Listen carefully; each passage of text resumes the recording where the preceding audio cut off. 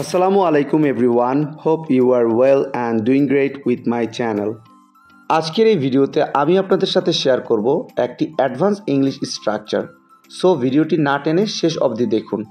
কিছু রাজনীতিবিদ অসৎ, কিছু নেতা সাহসী, কিছু পাখি উড়ে না, কিছু শ্রমিকের কোনো অভিজ্ঞতা নেই।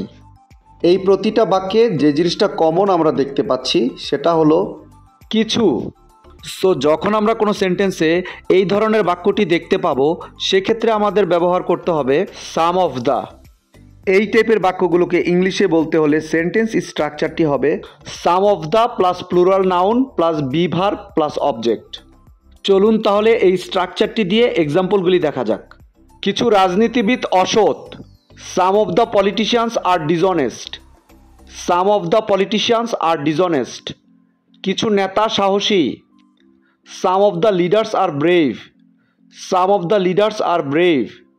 কিছু পাখি উড়ে না, some of the birds do not fly. Some of the birds do not fly. কিছু শ্রমিকের কোনো অভিজ্ঞতা নেই, some of the workers have no experience. Some of the workers have no experience. I hope এই স্ট্রাকচারটা আপনারা ভালোভাবে বুঝতে পেরেছেন। Now it's your turn. কিছু ছাত্র পরিশ্রমী, কিছু ছাত্র পরিশ্রমী। এই বাক্যটি ইংলিশে কী হবে আপনারা কমেন্টে লিখে জানাবেন।